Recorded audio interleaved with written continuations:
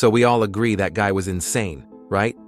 Like full-on Bond villain with the silver cufflinks and that perfectly neutral smile. I still have the card he gave me. It's in my pocket. Just 3 shapes: triangle, circle, square, and 1 line on the back. Tired of losing? I thought it was a prank. Then I looked it up. That exact phrase, the card, the symbols, it's on forums nobody wants to stay on for too long. We all saw what he said, though. Midnight, North Station, bring no one else. I swear the way he looked at us, like he already knew we'd show up. I've been staring at this thing for an hour. It's heavier than it should be. Feels like metal inside. So what are we thinking? We show up? See what happens? Or burn the card and forget all about it? We all know what we're going to do. We're bored. We're broke. And deep down, we want something to finally matter. Okay, we go, but we don't split up, not for a second. The new batch has arrived. The profiles are exquisite. I especially like the 4 friends. Strong potential for emotional fracture. The women's group, too. Beautiful, frightened, and tragically optimistic. My favorite type. I've reviewed the convicts. One of them has killed before. Another almost volunteered. Delicious irony. We begin in 48 hours. Let them settle in, let them breathe. It makes the panic deeper.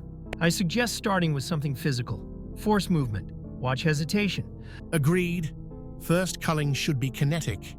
I want to hear running, screaming. 3 shapes, 3 fates, 1 door. Let's see which path collapses first. Did you notice the beds? They're not beds, just pads on the floor, like we're being prepped for something temporary. Did you notice the beds? They're not beds, just pads on the floor, like we're being prepped for something temporary. I tried asking one of the masked guards where we are. He tilted his head like a dog hearing a sound, then walked away. They gave us numbers. Mine is 088. Yours? I'm 112. I heard them whispering in the hallway. Something about 365 players total. 1 for each day. If this is a game, I don't want to know what the first level looks like. We have to be smart. If we look scared, we become targets. Then start pretending. I'm terrified. Concrete walls, metal doors, air that smells like bleach and steel.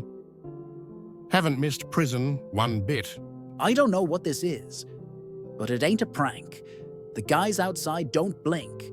I swear one of them had no reflection. I saw that too. His mask, gold. Everyone else wears red or black. We've all done our time. I say we do it again, just this time for the money.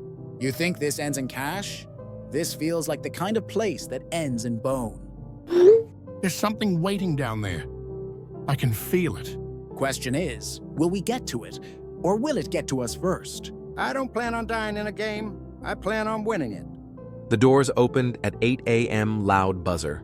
Everyone rushed into a giant warehouse. Red lights, fog. The floor was a massive grid. Hundreds of glowing red tiles, each one about 2 feet wide. A voice came from above. Deep. Robotic. Welcome to Game 1. Red steps. Step forward. Choose wisely. A wrong step is final. Some idiot ran to the center before the rules were finished. His tile clicked and dropped.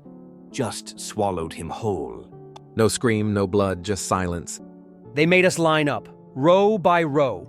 We each had to step forward onto a tile, 1 at a time. It's random. No markings. No weight difference. It's guessing. Or maybe it's punishment. We stood next to each other. Our row got called, 1 by 1. Brianna's hands were shaking so hard. Emily stepped first. Her tile buzzed under her foot, then turned green. She screamed from relief. I stepped onto one with a tiny smudge in the corner. Probably nothing, but it held. Mine clicked, just once, but it didn't drop. I froze. The voice said, "Remain still. Movement will void the step." Natalie. She picked the tile next to mine. It buzzed once, then twice. I couldn't move. I didn't blink. I thought if I breathed too hard, it'd fall. Then the next row started moving, and she survived. Not everyone did. One guy 4 tiles away, gone in a blink. Marcus almost lost it. His first tile wobbled, literally tilted. I leaned my weight left and it rebalanced. The tile wasn't safe. It was undecided. I stepped onto a tile with a faint crack. Might have been cosmetic. Might have been death. It held, but just barely. I felt something shift under it. I think the drops follow a logic. But not just random. It's designed to break confidence. You get through 2 or 3 and start thinking you figured it out.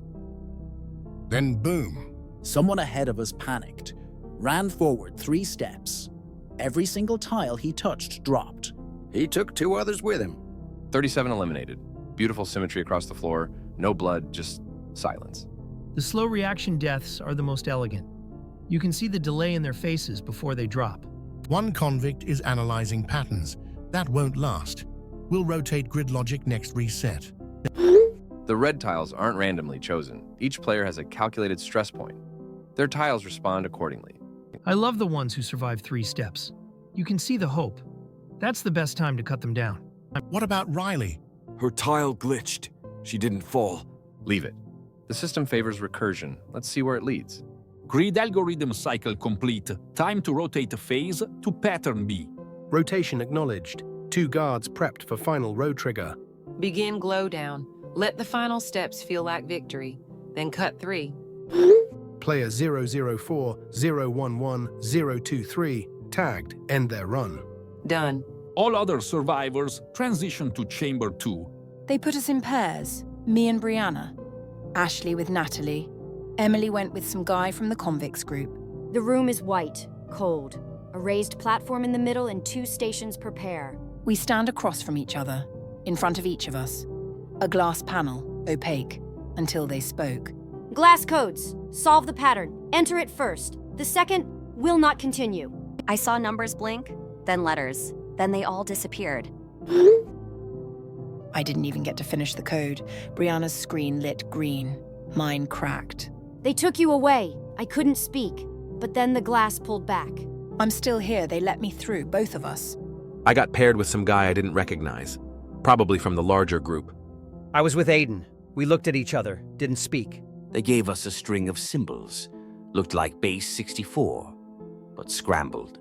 The first code I entered failed. The screen turned red. Mine turned white. I saw him looking at me like he knew it would happen. I entered nothing. I just stared at the lights. Aiden solved it. You hesitated.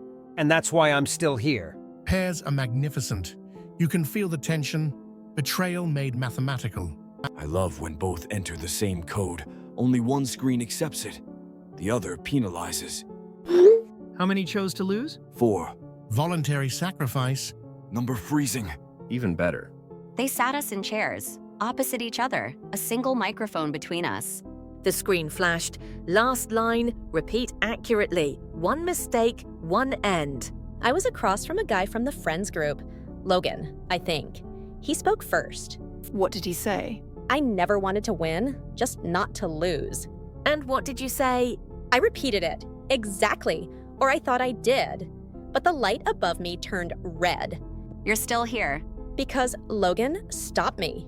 She said, don't to lose, not to lose. They let it pass? They let me live. Him too. The next pair wasn't so lucky. I got paired with someone I've never seen before. Couldn't tell if she was scared or high. Was her sentence hard? It was nonsense. The red is never red when the voice turns sideways. That's not even grammatically consistent. I think that's the point. I repeated it word for word. Same tone, same timing. But then I paused. The silence was too long. That counts as error. The room went dark for 2 seconds. Then the voice said, "Correction acknowledged." It didn't kill you. Not yet. Language games always break the strong ones. They rely on muscle. Words, they crumble. I love the hesitation phase. The pause after the last word. You can hear the death in it. He failed. His pitch was off by 4%. The chair didn't even activate. He just collapsed. Sometimes the game doesn't punish with force, just with shutoff. That's more elegant. Let the body go when the voice betrays the mind. I got paired with someone I've never seen before. Couldn't tell if she was scared or high. I was with Natalie first, then some convict, then you. You know what was sick? We weren't picking our own path. We had to guide the other guy. Each player sees only their partner's correct path. Speak carefully. One wrong step, one fall. What happened? You lied. The room went dark for 2 seconds. Then the voice said, "Correction acknowledged." I told Emily to go left. She paused, said, "I see 2 paths. You only see one." Wait, they said we only see our partner's path. She was the exception. I saw it too. My screen glitched, showed both paths for 2 seconds. So which is real? I picked the dimmer one, and it cracked, but held. They want us to think choice is shared, but it's not. It's still their game. You can always count on this game to deliver betrayal. I particularly enjoyed Derek's second round. He told the girl to jump left, knowing there was no tile. Did he smile? He closed his eyes. That's worse. How many faked ignorance? At least 8. One didn't even speak, just shrugged. His partner died on instinct. I walked into the room and thought it was a joke. Just 25 chairs in a circle, one spotlight in the center. Then I saw the floor, polished white, stained in one corner. Like someone tried to wipe it clean, Mimon didn't. A voice said, "Sit before the third tone. If you choose someone else's seat, both will be removed." I waited. Everyone did. Until the tone sounded. Then panic. I moved toward one with a carved star under the seat. I thought it meant something. When I sat, mine clicked, but didn't move. The guy who sat next to me, his launched backward, chair and all. No scream, just impact and red. I saw Logan hesitate. He looked at the same chair twice. I had déjà vu. That same shape, same scuff mark. I picked quickly, one near the edge. It was cold, heavier than the others. Mine had a cushion. Every other chair was wood. I thought it meant something. I was too slow. By the third tone, I was still walking. What happened? The floor under me lit up red. It vibrated, then stopped. You didn't die. Not yet, but I don't think I passed. The chair's one of my favorite executions. So simple, so intimate. One player sat confidently in the explosive seat. We reviewed the tape. He smiled as it triggered. Did he know? Perhaps, or maybe he stopped caring. Either way, he's gone. And Riley? Wrong chair, right result. She lives. They gave us blindfolds, walked us down different halls. When they removed them, I was alone. Same. One room, one door in front, one word on the wall. Exit. I had 2 doors. One said truth, the other home. I got 3. Win, run, and wait. The speaker said, "Only one is real. Choose it, and you're free. Choose wrong, and be forgotten." I didn't move for 15 minutes. Thought if I stayed still, maybe the game would break.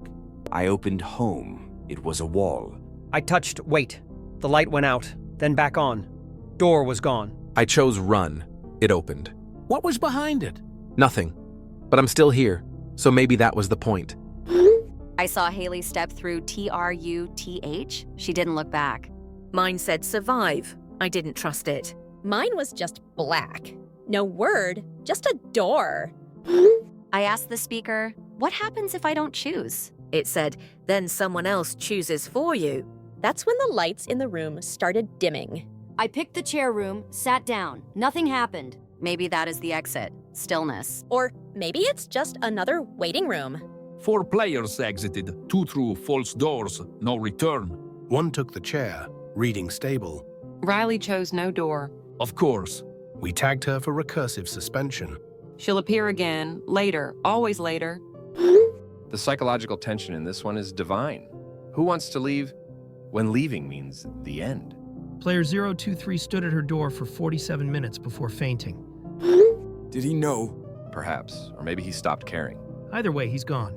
The room is smaller now. Metal walls, no lights, only a faint hum like a vent. We were told, say nothing. Make no noise. The one who speaks dies. But someone coughed. It echoed. Then, a red light blinked in the ceiling. It pointed at them. Just a pulse. And then they dropped. No scream. Just fell. There are no chairs, just floor tiles. Cold. Everyone sits differently. You can't even tell who's next to you. That's the thing. The brighter one wasn't moving. And then it whispered. But none of us had spoken. I heard it say my name, very slowly. Hi, Lee. It said leave, then breathe. Mine said don't blink. But none of you spoke. So who is it? We can't respond, but it knows we hear it. Is it trying to help us or bait us? One girl whispered stop, and she did. What do you mean? She stopped breathing. The silence box always narrows them. Some break from panic, others from delusion. Player 017 smiled in complete darkness. The footage shows no one spoke, but her heart rate spiked to 210. Riley was seated at tile 5, but the voice came from tile 3. And tile 3 was empty. It's just us now. Everyone else is gone. The door is open, but not fully. I thought it would feel like relief. It doesn't. They didn't tell us what to do, just left the knives and the light. You know what they want. One winner. That's always what it was. I'm tired, not just of the game, of everything. You can't mean... You remember the first night? The man in the suit? Yeah. I think this was never about winning. It was about how we ended. Riley, don't... Number, you didn't have to. I did. I want one of us to walk out. You were always the better one.